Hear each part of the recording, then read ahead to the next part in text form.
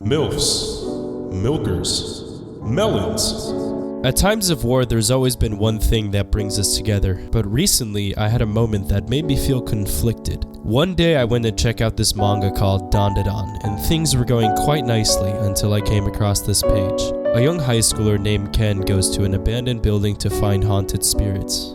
And there she was. I'll let you suckle my tits if you let me gobble your dong. It's almost Shakespearean. Such few words that can say so much. We've all known MILFs, but never did we take a step back to appreciate guilt. This is the weirdest manga I've ever read in my life. There's a good chance you've seen or heard of one of these, and in some kind of way, you could say that they're pretty similar. Monsters and demons and psychic ass-whooping and supernatural mommy milkers and milky mommies. When they create thy, then thus create thee. Thus, Dandadan was born. The guy who made Chainsaw Man, Tatsuki Fujimoto, had an assistant, and that assistant was the one who made this manga, so it's pretty much a given that I'm gonna read this.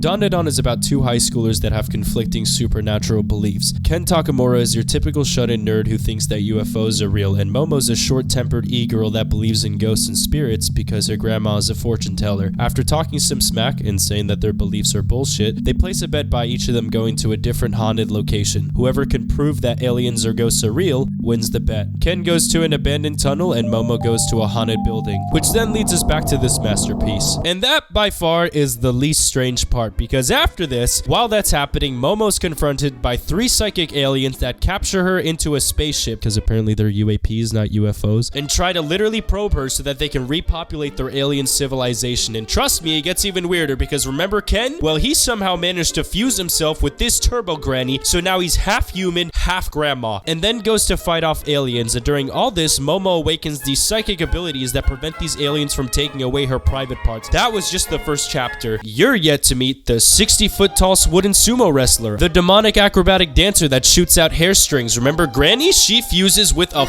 crab. A crab. Aliens. Curvy boxing aliens. Business aliens. The Loch Ness Monster. Does your favorite manga have the Loch Ness Monster in it? Which then fuses with the previous aliens to become an intergalactic sea monster. Calling Dandadan over the top is an understatement. I feel like I'm reading Gantz on crack. We're only 30-some chapters in, and I feel like there's no limit to where this story can go. I think a lot of these mangas thrive off the dynamic between their main characters. When you think of Jujutsu Kaisen, you think of Gojo, Megami, Itadori, Nobara. When you think of Chainsaw Man, you think of Denji, Aki, Power, and what's up? A lot of these stories rarely tend to give the spotlight to the monsters, because that's not the point. Most of the time, they're just obstacles for the main characters. But what makes Dandadan really unique is the fact that each and every single one of these absurd things has a very niche and intricate backstory. Turbo Granny comes from an urban legend where she could run 100 kilometers an hour and now mourns over the death of young Japanese girls. These aliens run an intergalactic company that are trying to repopulate by stealing human private parts. This terrifying demon used to actually be a human who killed herself after having her only daughter taken away by the Yakuza. Coming from the literal assistant of Tatsuki Fujimoto, this comes to no surprise. I don't think I'll ever be able to comprehend what goes on in the mind of these two, but all we can do is sit back and appreciate the shit that comes out of their brains. We're heading towards a really saturated era of these types of stories, but even under those circumstances, Dandadan does an incredible job of standing out from the rest. It's not about two high schoolers trying to save the world or anything. It's more like the main mission is the fact that Ken got his nutsack stolen by a spirit and they have to try to get it back. I didn't make that up, by the way. That's the literal plot to the story.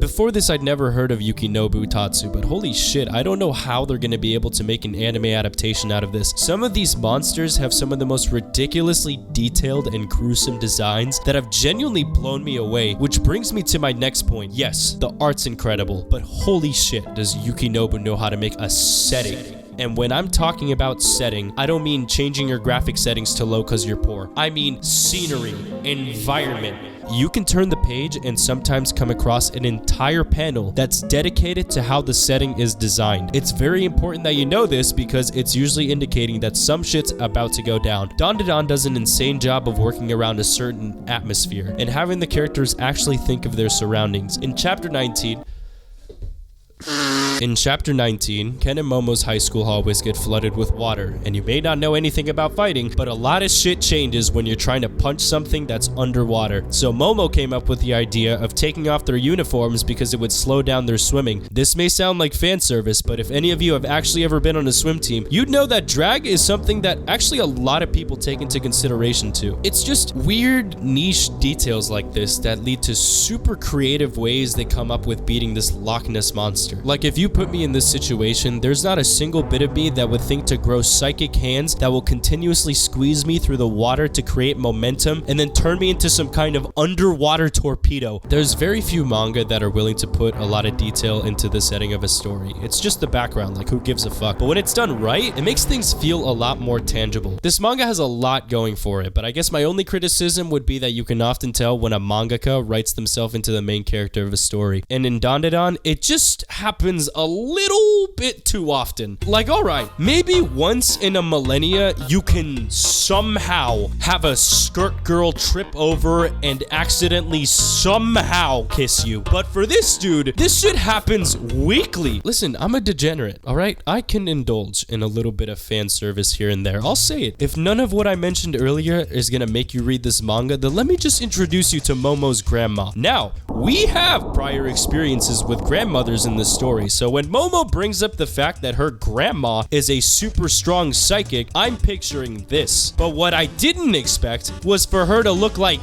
this. What the fuck? Dandadan has taught me one thing, and that's the fact that I need more shit like this in my life. If you have a manga or anime to recommend that you've really enjoyed, let me know. Also, if it sounded like I was sick throughout this video, that's because I was. But I'll do anything for you little degenerates, and in compensation, I'd like you to press that lick button. Or don't. You may subscribe, or don't.